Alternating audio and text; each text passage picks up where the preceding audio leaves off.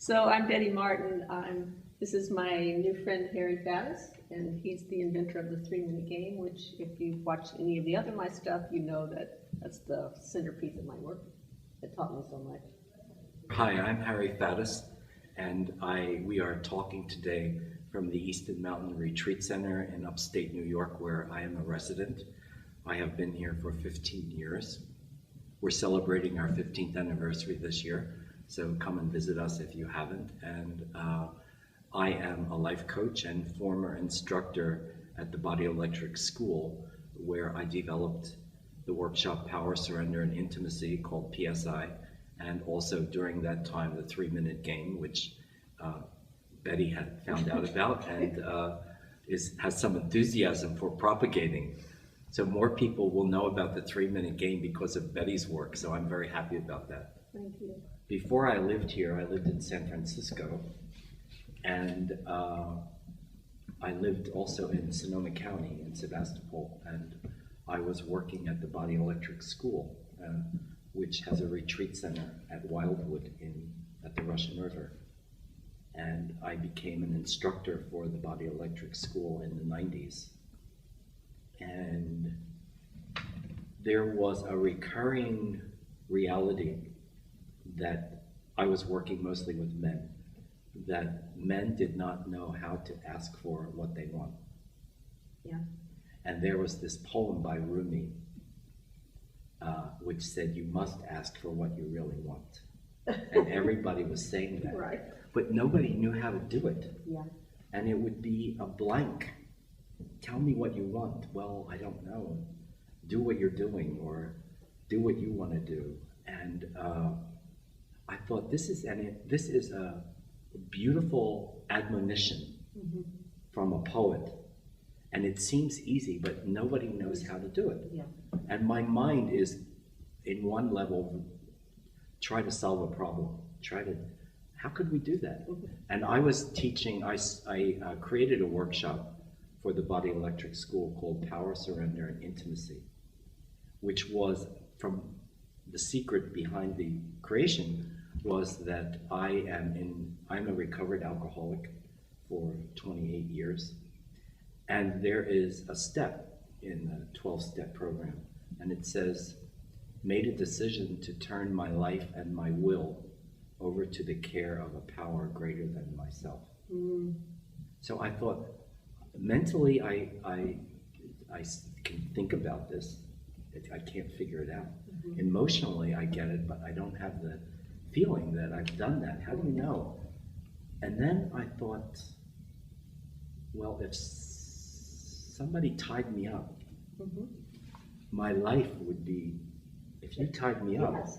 my life would be in your care. Yeah. Yeah. Turn my life and my will Yeah. over. I would know I'm doing it. Yeah. And this would create an intimate bond between us. Yeah. So in creating this workshop, I thought, how am I going to get these guys to do this? Nothing works really. So I don't know whether it was the thinking about it, but these words came to me one day. Tell me what you would like me to do to you. And I thought, oh, that's really simple. Yeah. So that's how it started. And it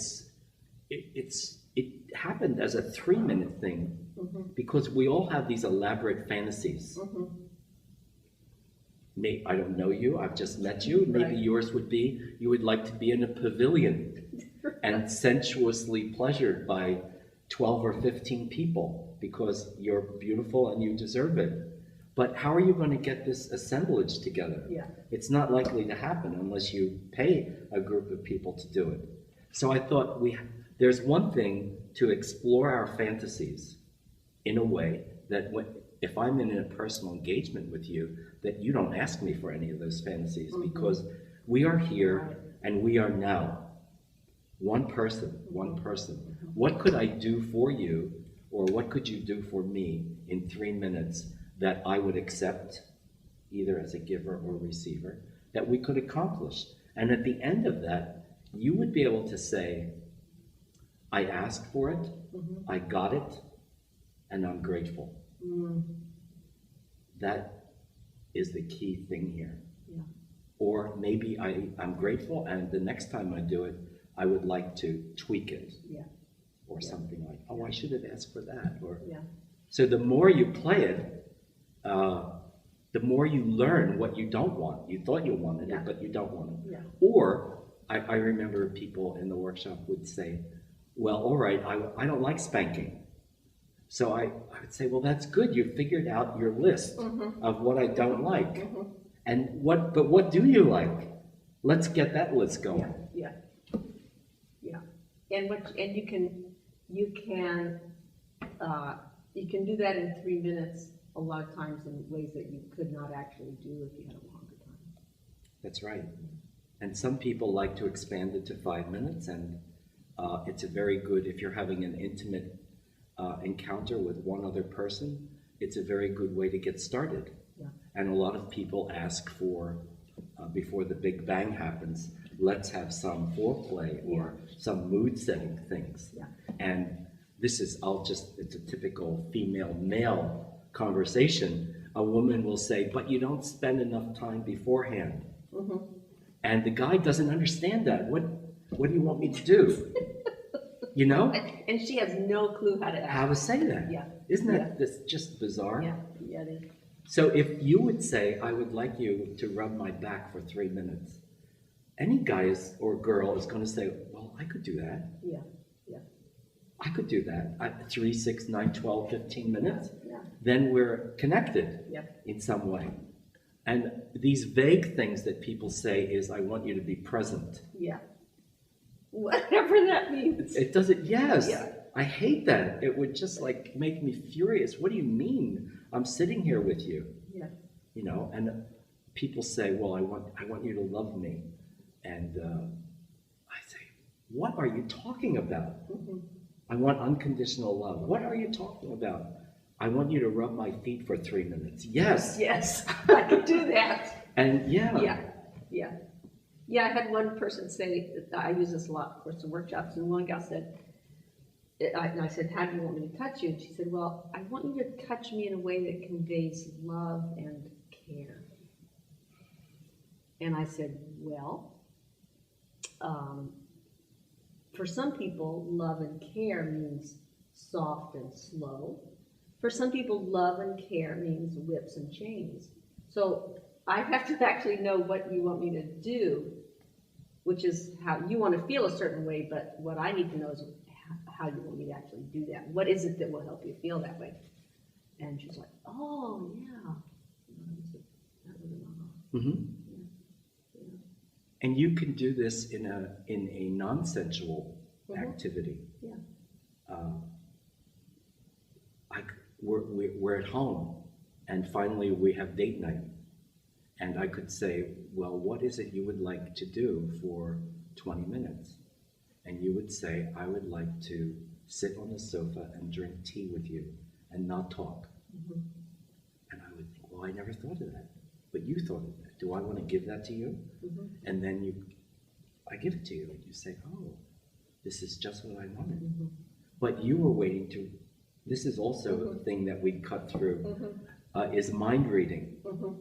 You want me to read your mind. Isn't that what we're doing? Yeah. If you really loved me, you would read my My mind. mind. Of course. You've had experiences like that. Yeah. I was usually the guilty one on that one. Were you? Yeah.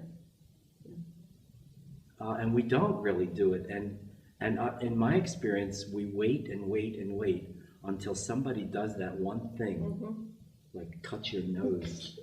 And that did it for you, and you think, oh, we're going to be soulmates. Right. Because I did that thing that you have been wanting all of your life. Yeah.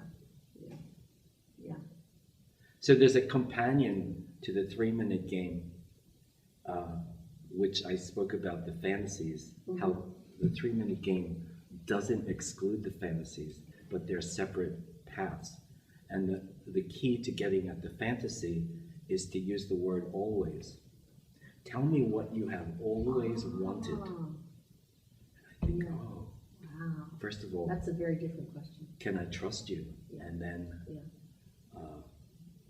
you know, I've always wanted this, and I can't tell anybody, or I have never told anybody. Yeah. Oh, that's a very different question. Yeah, we have people who, well, make it simple, meet each other, they go out for dinner because they both want something, and they're going to go home and have sex, and they're going through all this, and they're going to have sex because what they've always wanted is happening at the end. And neither one is saying, all I wanted was to just be here with somebody and be held. And I find the 3-minute game allows us to get to that place where, oh, okay, well, I wanted that and nothing happened, and then I wanted that, and then I wanted that. And then he just looked at me and said, this is for personal for me. I've had to ask people to do this. I'm right here, Harry. That's all. Yeah. That's what I have always wanted. And I found out, tell me what it is that you want me to say to you. Yeah. Yeah, we talked about this when we talked by the phone before. We talked about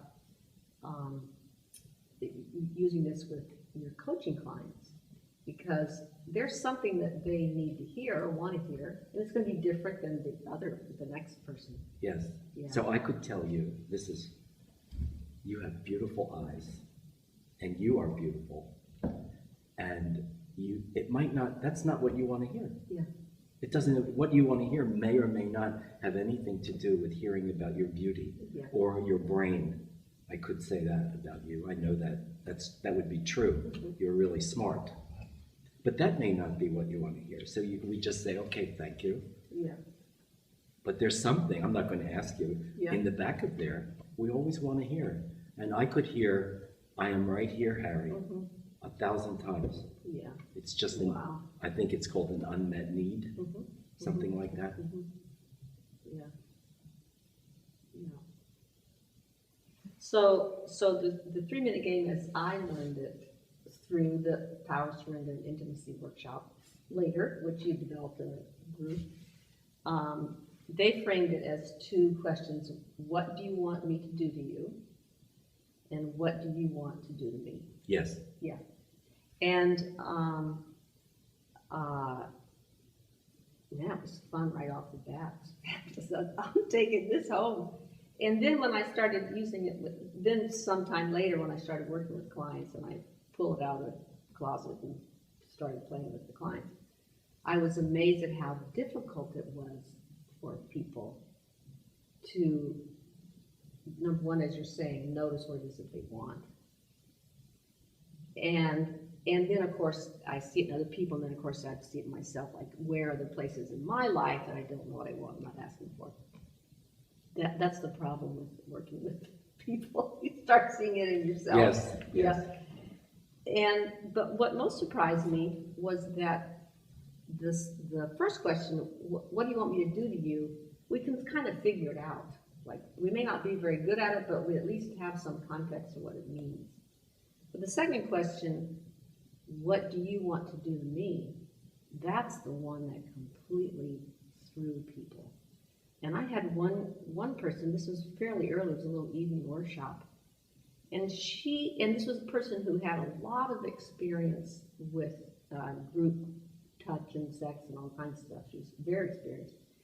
And the previous thing, the person she was working with said, I want you to rub my head or whatever it was, and she was perfectly comfortable. But when he said to her, what do you want to do to me?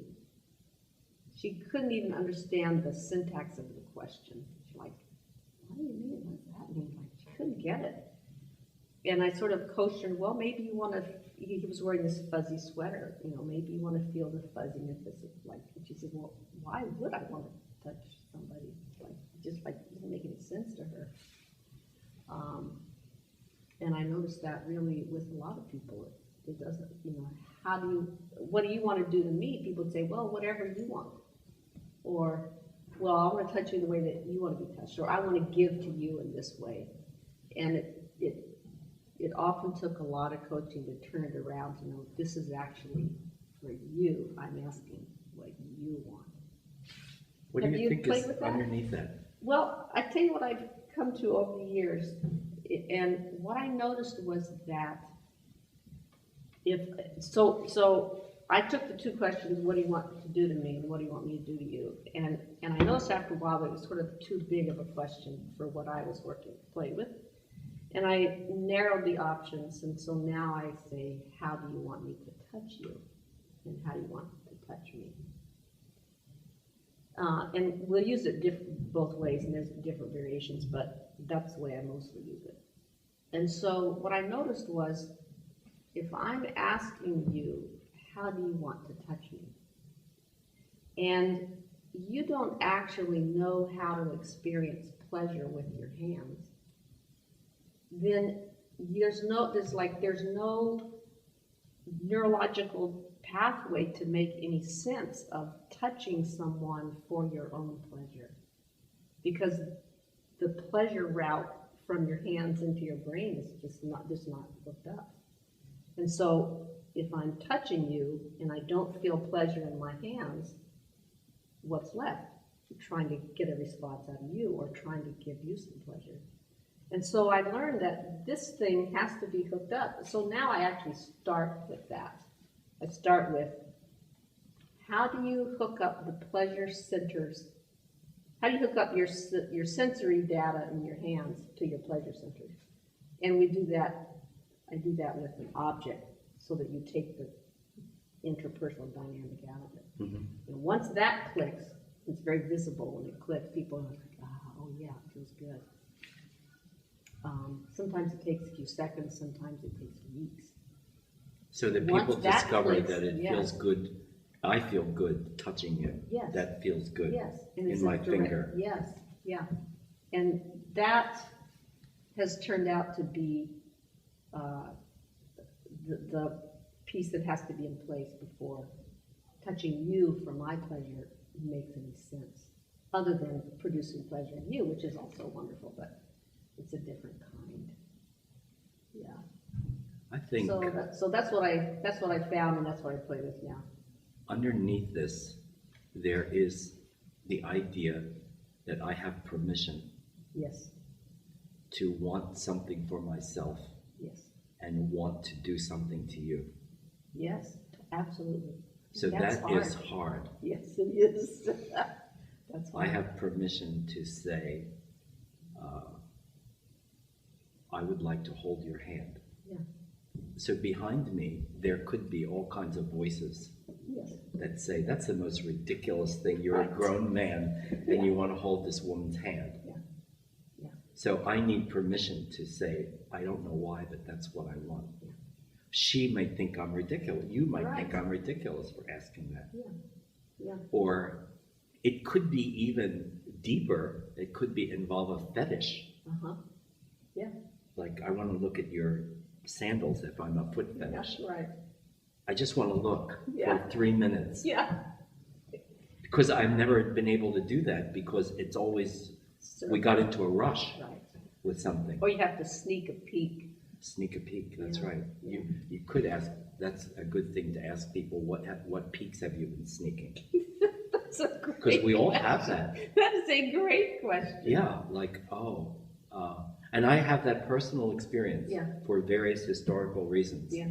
That I would be sitting on a train and I would be looking across from me at a man's hands. Mm-hmm. Would have to be looking this way Yeah. and my eyes going that way. Yeah. Because there's something about this that is almost overwhelming to me, looking at these hands. Mm-hmm. And I was fortunate enough to have, I was involved with reevaluation counseling for many years, and I was able to accomplish all of this.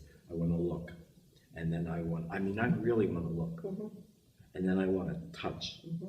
just your hand. Mm-hmm. And this is like crazy. Mhm. Who wants to do these kinds of things? Well, actually, most people do, I think. I do, yeah.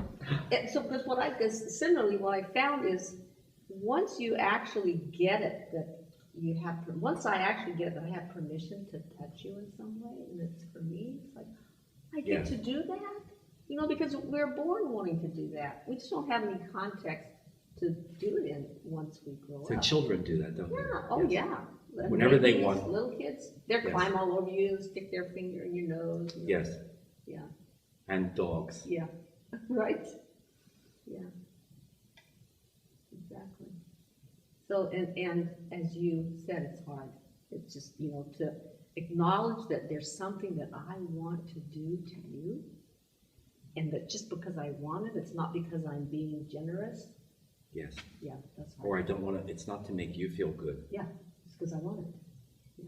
And, you can put something into categories of voyeurism and exhibitionism, but you could say, artists are voyeurs. They just want to look at this beautiful figure. That in enough is a permission and a privilege. Yeah, And it creates a bond, I think. I discovered the name of this workshop was Power and Surrender, because I didn't like SM.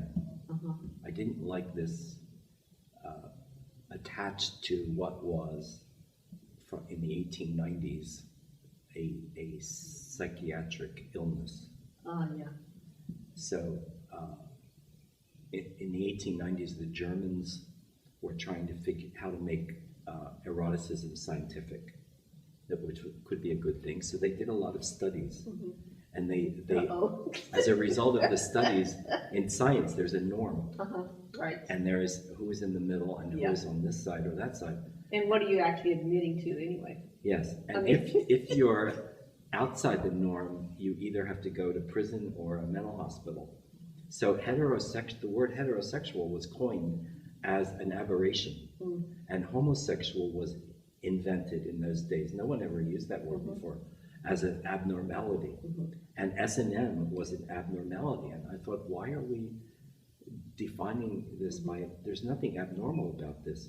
So then I thought about power, and I thought about surrender, and I thought about the spiritual path of this. And so it was PS, and there was something like, I like threes. I'm a Trinitarian thinker. Twos, yin and yang, are boring to me. I want a third thing in there. So I conducted a spanking clinic at Wildwood in the temple, where there were two people, and you were spanked, and then you alternated. Right. And two people came out and they said, I heard this conversation. I had no idea that spanking had anything to do with intimacy. And I thought, that's my word. Yeah. This is what happens. And this actually mirrors the relationship we have with God. Yeah. Is it intimate or are we foreigners? Yeah. So in this power and surrender dynamic, you come close to somebody. And you can ask for anything. And you can explore that possibility of, if you have turned your will over to me, what kind of person do I become? Yes. Do I become a little dictator? Or do I become aware of all the gifts I can give you? And all the responsibility. Yes. Yeah. So this dynamic is a way of really exploring a lot of personal material. And you mentioned that if you are doing this work, the people you're doing it with call you to be authentic. You can't really bullshit your way through this, or people will see it. They will recognize it if you're not authentic. And they watch you. Yeah. We could probably go all day. I'm sure we could, yeah. You're very interesting. And likewise. So the synopsis, or the way I learned it, the workshop that you designed, which I took later, is 2 questions, 2 people. Each person asks the other person both questions, so you're taking turns, and each question is an offer. So the questions are, what do you want me to do to you? And what do you want to do to me? So when I say, what do you want me to do to you, I'm offering you my service. Yes. And you get to decide what you want. So ask me the question. What do you want me to do to you, Harry, for 3 minutes? In a workshop, she's A and I'm B. And it gets so confusing with people because they can't believe this is happening, that you have to write it down and you have to give an A and a B. So you're A. What would you like me to do to you for 3 minutes, Harry? I would like you to rub my neck. Then I have to decide, is this something that I'm okay with? And I take a moment in my workshops, I encourage people to take a notice. Is that a gift that I can give with a full heart? Yeah, I'd be glad to do that. And then we negotiate, do you want to turn around or whatever? And then we do that for 3 Yes. minutes. So then ask me again. So then, the same one? Yes. Okay. What do you want me to do to you for 3 minutes, Harry? I would like you to kiss my neck. Okay, then I think about that. Is that something that I'm happy to do? Or I might need more details. Well, on the side, on the back, you want All it like over. sloppy or Yes, sweet? all Okay. Okay, sure, I'll do she that. said yes. So I wanted you to Oh, if I say no? If I yes. say, oh, I'm not really comfortable with that. Got a plan B? Yeah, so you're saying, I don't want to do that, but I'm willing to do something else. Yeah. So when you... So I'm willing to kiss you gently, but not sloppily. Okay. Is that okay? So then I could say, yes, I'll take that. Mm-hmm. But so you get an opportunity to say, no, thank you, in a way that continues the conversation to something else. Mm-hmm. It's not a refusal. So between two people, there is something that she must be willing to do. Yes. Then we'll find something. And we'll if we find keep something. Talking, yeah. So then now I'm A and you're B. Tell me what you would like me to do to you. And I pause and notice, what is it that I really want? And this is the hardest part for most people, actually. Because this is here and now. Yeah. This is not 5 minutes ago. Right. Or this Yeah. is not 5 minutes from now. Yeah. This is real. Yeah. So I check in with okay, what part of my body is talking to me saying, do me. And I notice at this moment, the back of my neck and my head, I would love for you to scratch my back of my neck up into my head, really nice and slow. And I want to lean over and sort of lean my head on your chest for you to do that. Would you do that? Betty modeled that you have to just not say yes or no, you have to think about it. And then I would say, I would love to do that. Cool. So then she would put her head here and I would do that for 3 minutes and the timekeeper would say, bong, time is up. You honor that, time is up. And that's the first part of the game. Yeah. The question being, tell me what you would like to do to me. Wait, that's the second question. Oh, tell me what you would like me to do to you. Yeah. Yeah. So the second question is A and B. Let's see. What do you want to do to me? Or tell me what you want to do to me. Yes. Yeah. So I have to look at Betty and think, what would I like to do to her? And I have to come up with something. I don't want to be offhand. Mm-hmm. So I have to, there's some part of Betty that is pulling me. And I would say, I would like to have you stand up, and I would like to touch your arms to your shoulders up and down. So then it's my turn to notice, is that something I'm okay with? Am I willing to give him that gift? Yeah, I'd be happy to do that. So then we do that. Okay. And then we reverse, I'm A and Betty's B, and I would say, tell me what you want to do to me.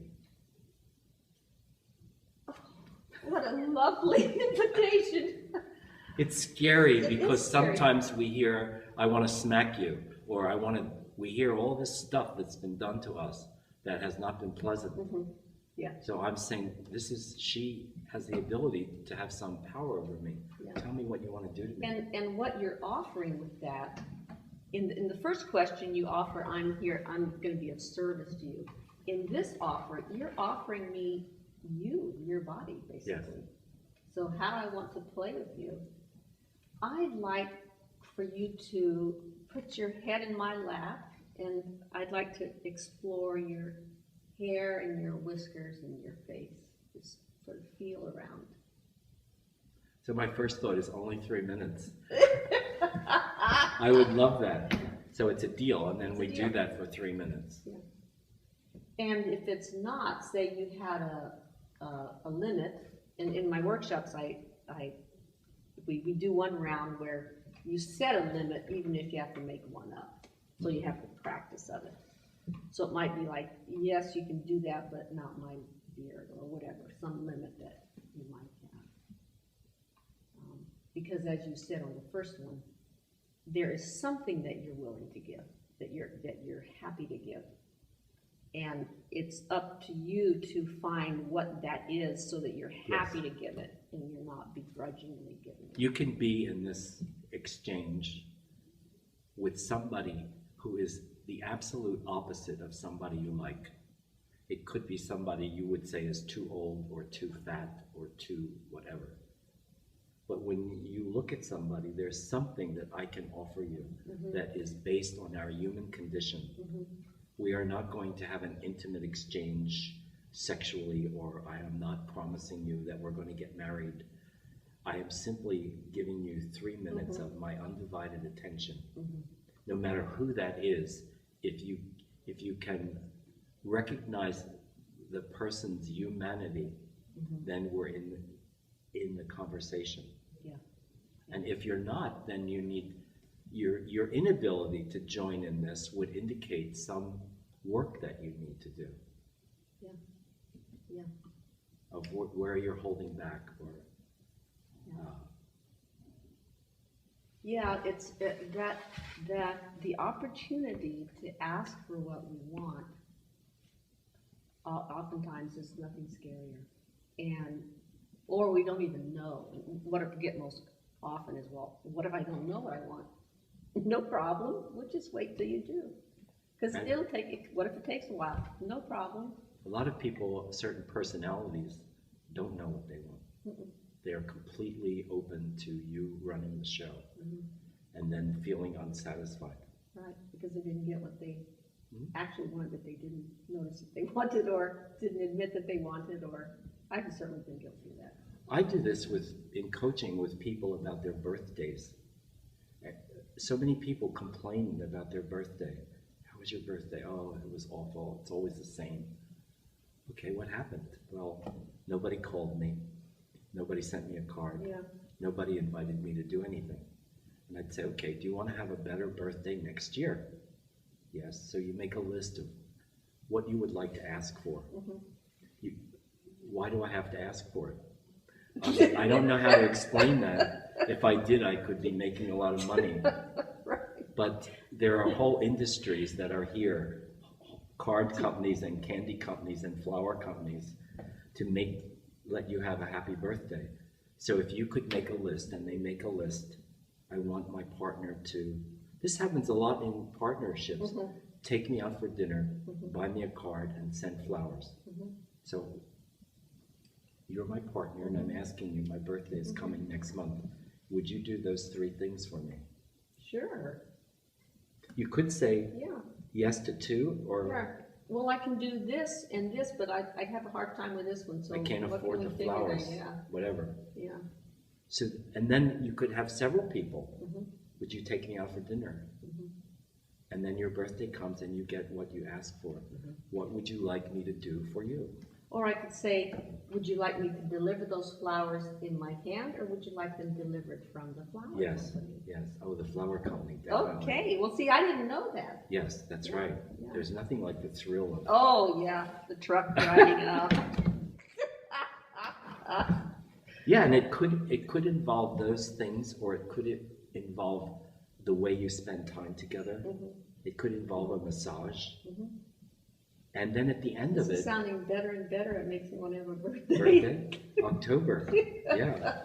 Do you remember her birthday? October the 8th? Is that it? 6th? Yeah. Because it could involve that, you're so busy and you haven't cooked meatloaf for a long time. I would like you to make me a meatloaf dinner. And you could say yes or no. And after that's over, a lot of people are disappointed because they realize, or they feel sad, that all these years have gone by and they did ask for this, and you could ask for more. Yeah. Leonard Cohen has a song called The Sisters of Mercy, and he sees a beggar who says, standing in the door, and he walked by and the beggar said, you must not ask for so much. And then he saw a prostitute standing in the door, and she leaned out of her door and she said, why not ask for more? And I thought, this is the 3-minute game. You must not ask for so much. Like, why are you so needy? And she said, you must learn to ask for more. Yeah. Yeah. Because it's like each one is like a doorway. You go through and you find, oh, okay, I wanted that, but now I don't want that. Yeah. And now this is what I want. And now this is what I want. And it changes, and that's good. Yes. Yeah. And changes. That's why this 3-minute game is about here and now. Yeah. Your spirit and your life and your love and your whole center is only here and now. Yeah. It's not, I'm going to plan to be a great, wise Himalayan monk. Or it's not in the past, you know, I used to be. You should have seen me when I was young. Right. You would really have wanted me. Like that. Is that funny? Yeah. I am not, and you are not, 10 years younger, 20 pounds later, in another, we're not in Bali. Right. Yeah. And this is where love happens. That's right. Here and now. Yeah. True. Yeah, and I've also had people say when I ask, how do we touch you? Well, I always like such and such. And I've gotten very strict about it. Give me an work. example. Like, And they'll say, well, I always like to have my head scratched. And I'll say, well, that's lovely, but this is for, what do you want now? That's a different question. The question is, what would you like right now? Oh, well, actually right now I'd like my shoulders rubbed. Great. And you want to do that sitting up, lying down, turn around? What would you like? Oh, however you want. No, this is not about me. This is for you. You get to decide. So when I'm using this at work, with clients, a lot of it is bringing them back to the fact that it's their turn. mm-hmm. Because most of us, I've found, don't really know how to have a turn that's for us. We're so used to going along with whatever we think is supposed to happen. That the fact that knowing how to have a turn that's for me was something that I also learned in co-counseling. Oh, did you? Yeah. Okay. How to take turns. When it's my turn, it is my turn, and within the limits of what you're willing to give, it's for me, baby, and I want it the way I want it. And when it's your turn, I'm putting aside what I want, and I'm going with what you want within the limits that I can. And the ability to take those apart is a very different experience than having this conversation. Like right now we're having a conversation. And if I were to say, how do you want me to listen to you for 5 minutes so you can do your thing, this is what co-counseling, then it's your turn. And those are very different. What I've noticed for me and for most people is that they meet a very different need. Mm-hmm. Being able to take a turn and know who it's for and how to use your turn in a way that's useful and feeds you. Yes. That's pretty rare. And you were forbidden to have one-way sessions where Yes, you always took turns. you had to do Yes, that. yes. And there were people who always took care of other people who would say, oh, I don't really need that hour. Yeah. No, you're not allowed to do that. That's right. And that's true in the 3-minute game as well. Yes, it is. Yeah. And there's also a way that the 3-minute game can be used to point to wounds that need healing. Mm-hmm. Say more. For example, I may be in a state where I don't want to be touched, and here I am in the 3-minute game. Mm-hmm. And you say to me, tell me what you would like me to do to you. Say that. How would you like me to touch you today? I don't want to be touched. I don't want you to touch me. And then you would say, Great, I'll just sit here and not touch you for 3 minutes. no, but what would you like me to do? What would you like me to do? Oh, is there something else you'd like me to do to not touch? So I would have to Yes. think. I Yeah. have all my energy on this. Yeah. Say I'm a survivor of sexual abuse or something. Physical abuse. Yeah. So you still have my 3 minutes. What That's right. other way would you like That's to right. do? So now I have to think of a new pathway Yeah. to allow somebody to get close to me Ah, yeah. without this thing. Yeah. So I would think, and I would say, well, if you could hold your hands about this far from my face and just watch me, would you do that? I'd be glad to do that. And then you would do what? Yeah, and then I would do that. And then what? Is that what you mean? Then I would do that. Yeah. Yeah. Yeah. And so my job here is in giving is I don't have to know what's going on with you. No. Not at all. And But it's useful to you, and so that's good enough reason. don't do anything but this. Is exactly right. Don't do this. Don't think you're going to test me. You're going to see, just do this. I'm going to do some juju here. Yeah, that's right. Don't. So there's a lot of this in the 3-minute game that is about being. Mm-hmm. You allow me to be in a state of being, and you're in a state of being, and don't do anything that was not requested. Yeah. So if you're rubbing my ears, and then you look at my neck and you think, oh, he might need some work, you're Right. a chiropractor. Don't go down to my neck. That's right. It's not allowed. That is exactly right. Do what your intention is. So that's another way of creating an intention for something. Yeah. For just 3 minutes, and it's hard, isn't it? Yeah. Yeah. Oh, I think they'd like this, or I'm Yeah. tired of doing this. And what often happens, particularly for practitioners who I work with mostly these days, is that your hands just sort of do what they do. It's fairly intuitive, and so you just trust them, and they just well, That's it right. seemed like I would call people on that and say, is that what he asked you to do? Oh gosh, no, I didn't even notice I was doing it. And That's pretty right. fun. Yeah. So as a giver, I don't like the word boundaries, because every time I hear it, it seems as though there's something to keep you out. Yeah. I have a boundary, don't touch my neck. Okay, so nothing's going to happen to my neck or anything else. Yeah. But if you have the intention to do what I ask you to do, and that means especially if it gets into erotic work, you can't be touching me somewhere else because that's what attracted you. Right. Touch me where I ask you to touch me. Yeah. And it's only 3 minutes, or if you expand to 5 minutes. Yeah.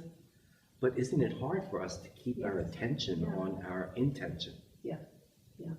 As if there's more or whatever. Yeah. I'm really interested in that thing you just said, Okay. and would like to discuss that a little more about, how did you say it, your ability to give?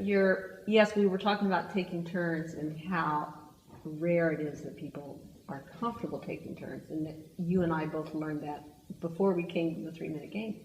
And I think that's one reason why it was pretty easy and obvious for me right off the bat. Not because there weren't things for me to learn, but because I already knew how to take turns, and I had learned that through co-counseling. And the ability to take turns means that when it's my turn, I really get it that it's my turn, and I know how to use my turn in ways that are useful to me and satisfying to me. And when it's your turn, I know how to set my own desires aside and be attentive to you. And that is not a really common skill. And so if to the degree that I'm afraid to have a turn for me, I'm afraid to receive, basically. I'm afraid to receive your attention. To that degree, I'm going to avoid it. And then how I avoid it is by give, or by trying to think that we can both do both at once because it sounds more romantic or enlightened or something.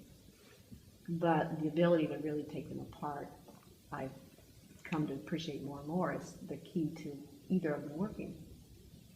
If you want to experience what it's like to receive, you have to stop giving, at least for those 3 minutes, or you don't really know what it's like to receive, and vice versa. So the idea from that, or what I've noticed out of that, is that my ability to actually give, which means my ability to set aside what I want, is dependent on my ability to receive. So if I don't know what I want, I can't set it aside.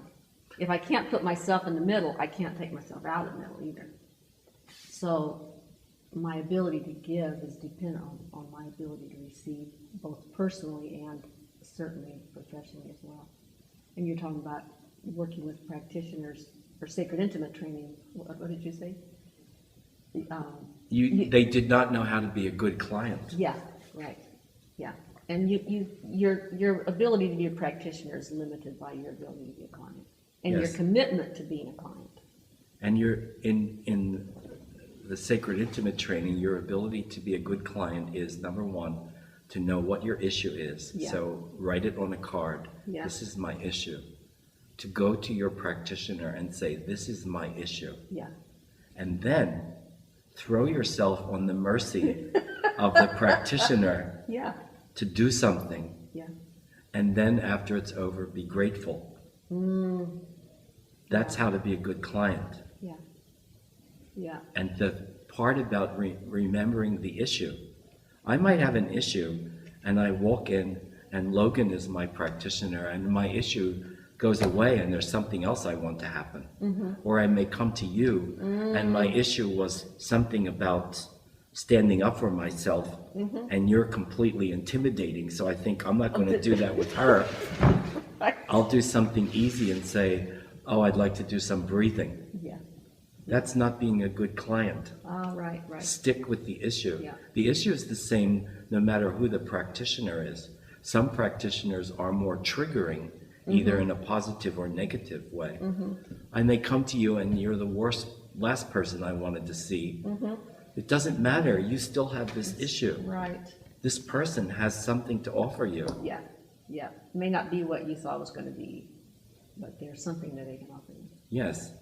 And one of the complaints I hear a lot is, I am always a giver. I don't know how to receive. So I say, stop right there. Yeah. You are not a giver. When I am a giver, I am grateful and I do not complain about giving. If you are complaining about giving, you're doing something else. I don't know what it is. Yeah. Yeah. You're a martyr or a slave or something. Yeah. You're avoiding receiving is what you're doing. There, see? Yeah. And how we need training with that. True. And the 3-minute game is an assistance in learning how to do that. Yeah. Because you can't squirrel out of your turn to receive. Yes, and you notice on a massage table how people are being touched but can avoid it? They can do that by chatting with you Right. about the grocery list. Yeah. How else? Yeah. Or by letting you do stuff that they didn't really want done. Yes, They that's sort right. of go along with whatever they think what they think that the program is that you think. Yeah. And it's easy to detach when you're receiving. Sure. Sure. So one of the things that came to me from playing the 3-minute game, and this is the part that I sort of geek out about, and there's other videos and stuff on this, so I'm not going to do a lot of detail, but when we take turns ask each other those questions, and I say, how do you want me to touch you, and how do you want to touch me? That creates 4 rounds, right? Yes. So each of those rounds is a different combination of who's doing and who's it for. I'm doing for you, or I'm doing for me, or I'm being done to for me, or I'm being done to for you. And each of those 4 quadrants is an entirely different experience. And also what it taught me is that I've come to look at the definition of the word receive differently because of that. Because we use it to mean, we can use it to mean I'm receiving a gift. But the gift can take different forms. Or we can use it to mean I'm being done to. But if I'm being done to and it's for you, I'm not actually receiving a gift, I'm giving the gift. So in the way I teach it, I take those 2 meanings apart so that we know what we're talking about when most people say I'm receiving it, they mean I'm being done to. They don't necessarily mean that they realize it's for them. It varies. So the game, taught me that those are different things. Mm-hmm. Yeah. Yeah. And what are some signs that you know that you're receiving? When I'm receiving a gift that's for me, well, gratitude is one, and it touches my heart in a way. Tears will often come. And I'm putting myself first. I stop thinking about the other person's experience. But yeah, it touches my heart in some way. Yeah, gratitude. And I think your brain is temporarily bypassed. Mm-hmm. It's not that I'm against thinking, but sometimes it's not running the show. If you are receiving a touch Mm-hmm. and your brain is telling you something, it's not good or it's not the best, or it's not you don't get that information from your brain, you get it from your body. Mm-hmm. Does that feel good? Yeah, yeah, yeah. If I'm like receiving body work or a massage, it's clearly for me, and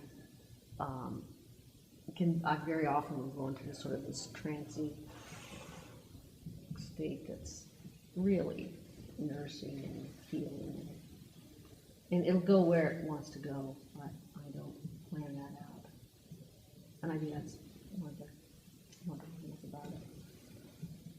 Yeah. So there are signs that you know that you're receiving, and there are signs that you know that you're truly giving. Yeah. So what are the signs for you that you know that you're receiving? Well, where are my that I'm receiving? Uh-huh. Well, before a massage or any kind of an experience like that, I would have expressed an intention. Yeah. And I don't like to zone out like you. I like to be awake, and I like to be stretched and manipulated. And so when I feel that the attention is on what I asked for, this is what I wanted.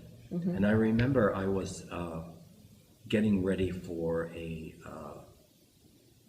something with the gay games, and my feet were bothering me, and I was competing, and I asked the masseur to massage my feet. And he massaged my feet for about 20 minutes, and then he went on to the rest of my body. And I know that it's his job to make everything one and everything, but I didn't ask for that. Yeah.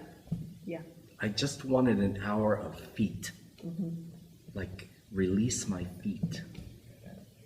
So when I got that, I was conscious that I am just receiving what I asked for, and it's probably going against the modality, whatever.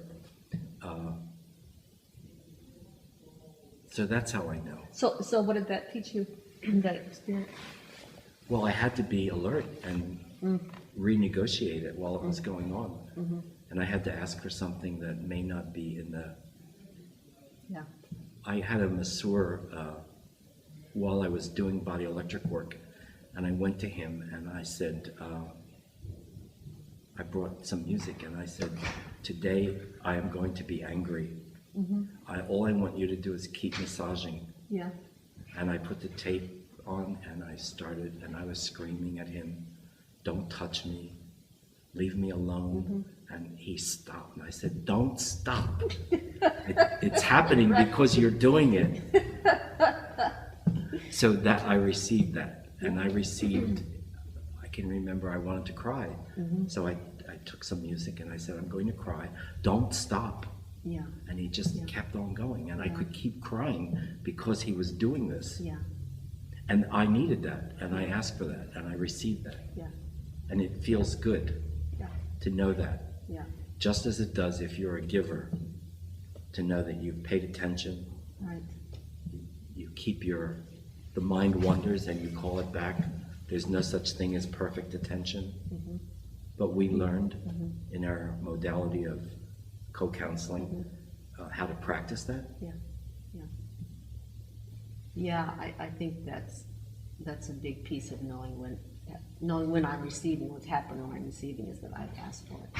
And sometimes half the fun is just to keep asking, do this, oh, now do that, oh yeah, now do this. Yeah, so So then what happens when that sort of clicks? Oh yeah, it's mine, it's coming to me, it's what I asked for. And then what happens? Well, I think for me, one of the most profound things is I'm not alone. Yeah. That if I were running it and not asking for what I wanted, it would be like I'm being alone. Yeah. I'm trying to give myself a massage. Yeah. Rather than let somebody else do it. Yeah. And I don't want to be alone. Yeah. Yeah. Whew. Yeah.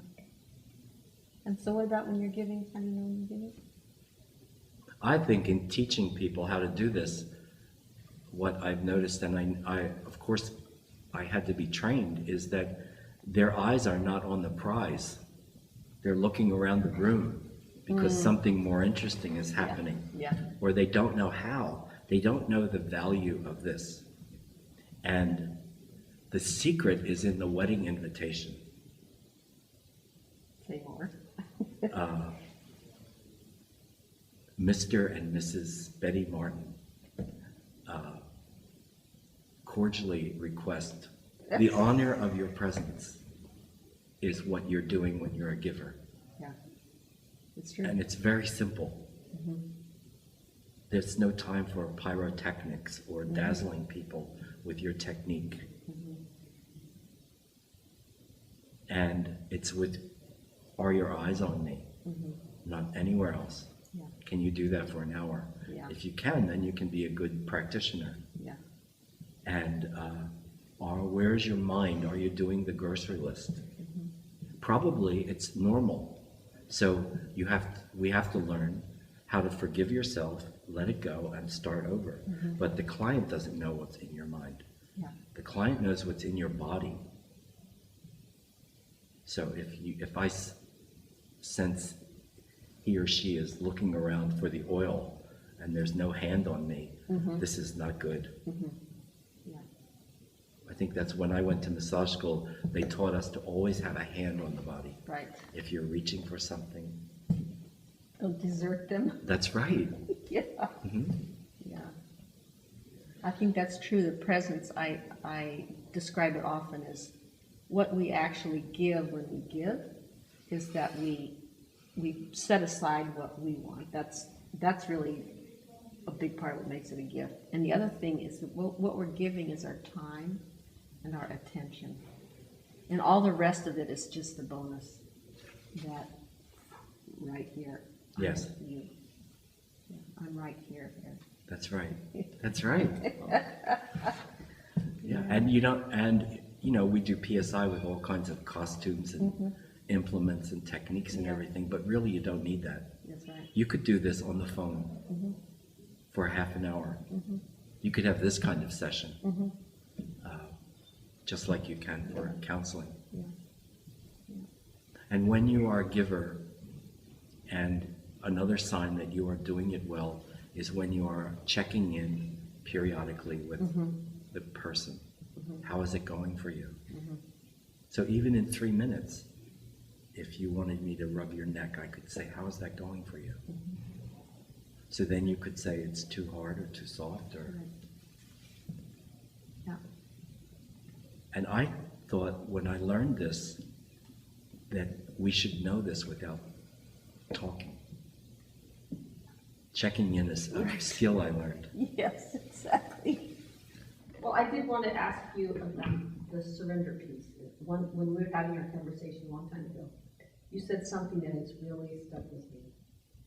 And it was something to the effect of, we are, if we're created in the image of God, so to speak, and I use that personally very broadly, then we have power in our lives. And because we have power, we also have the desire to surrender that power.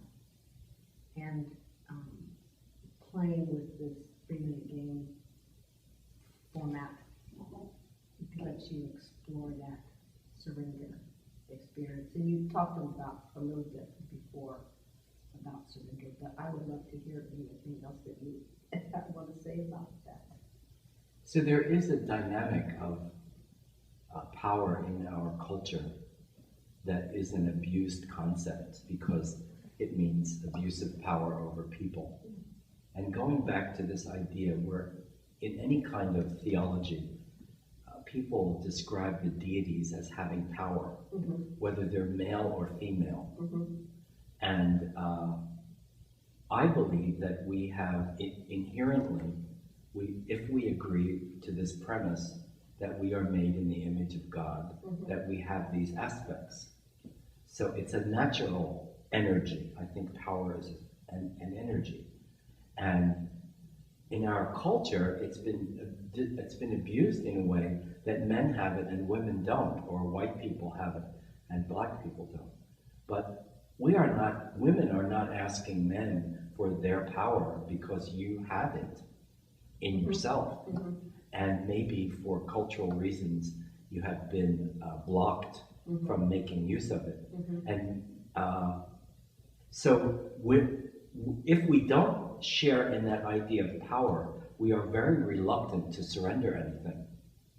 Because it's Say that again? If we do not agree that we are inherently powerful, we have that energy, then we are strongly reluctant to surrender.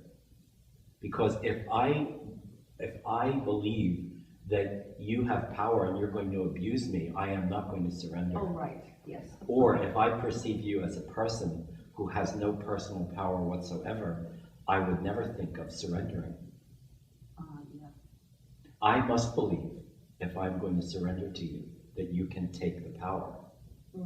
And it's a paradox that if we have this power, we want to surrender. And I think that if there is a deity, God actually needs us as much as we need him. God needs us to surrender, otherwise his existence is useless. And we need to use our power as well and have people surrender, because our life as a surrenderer is useless. Oh, I say that one again? Imagine your life of just surrendering to everything. Yeah. So that you don't have the ability to tap into your power, so that you have some ability to influence events. Yeah, right. And I think that power is enhanced by our ability to be aggressive. Yeah. And by aggressive, people are afraid to hear that word. One of the things I've studied is martial arts for the last 15 years because I wanted to learn more about aggression. And it simply means that I want to reach out and make an impression on you. That's aggression. Yeah. So why and when and where and how I do it is what determines the quality of this aggression. And if you are thinking about BDSM or role play, in my role as the person having power, I am going to be aggressive. And you are the person who is surrendering. And you may or may not be aggressive as you choose in that role. But in order for you to surrender, I need to be the person who is willing to assume this power for an hour or 3 minutes or however long. Absolutely. Absolutely. And there's something you said, I'm still trying to click it in there. It was about if I can't surrender, I can't actually take power either. That's right. Yeah. So in a way, it's a similar thing that you said. If you cannot learn to receive, you cannot learn to give. Right. So, but there are people who by outward appearance don't surrender at all. They constantly want to be in power. So, but they're always vigilant. They are afraid of power. And they are so. Right, because if I understand that I have power and you have power, then I can take it. I can take the power, or I can surrender anytime I want to, and it works right for us. Yes. But if I'm afraid of my own, or I'm afraid of yours, then I can't. That's right. And if you're in a relationship, you are two people who have power. Mm-hmm. Right. And then you have to work it out. Like, what does it mean to you? Mm-hmm. And it's not a matter, as we learned, of historical servitude, Mm-hmm. of females to males. So we're out of that conversation. And in a way, we learned from reevaluation counseling and Charlie Kreiner that everything in me is inherently male. Mm-hmm. I do not have an inner feminine. I have a male that's compassionate or kind and caring. And you are a complete female. Yes. And in you, you have a female who is powerful and aggressive. Yes. And look how we talk about it when I'm a male who has compassion and you're a female who has aggression. We don't know how to verbalize it in a way that's affirming. Right. Or we say, it's my inner feminine, it's my, I hate that. Oh, That's like, shake my hand. oh my gosh. And It's people use that feminine, masculine as if you're like all these qualities here on this list are feminine qualities. And yes, men have them, it's okay, but we call them feminine. I say that's bullshit. Like, I'm a female and I have all the same human qualities that you do. That's and right. By golly, let's quit telling each other that we don't have them. Yeah. And it's I not cramp on that chromosomatic. life. No. Awesome. And it's divine. Yeah. As we see the stories of the gods, and this doesn't simplify any struggle Mm-hmm. at all, but it does simplify the way we speak about people. You know, how we speak. Look how people speak about Hillary Clinton, Mm-hmm. and the fact that she could be the most powerful woman in the United States. Mm-hmm. And what it's saying. Well, I mean, I'm not up on it. Oh, well, they say she's aggressive and pushy, and Right. they use the bitch word, and Right. and they wouldn't dare do this with a man. No, of course not. Oh, look how you're wearing your hair today, Right. Madam President. Is that a statement? Right. One of my co-counseling buddies was a woman who taught me that to be a woman, it takes an hour to get yourself into that every morning, to go out of the house. She said you wouldn't want this for all the money in the world. Yeah. And you know how that comes back to the simple thing of playing a 3-minute game is really it's an equal field. Mm-hmm. And your needs are your needs and my needs are my needs. Yeah. I just want to say thank you and thanks for having us and hosting us. And I'm so glad I got to meet you. Thank you, me too. I'm so glad.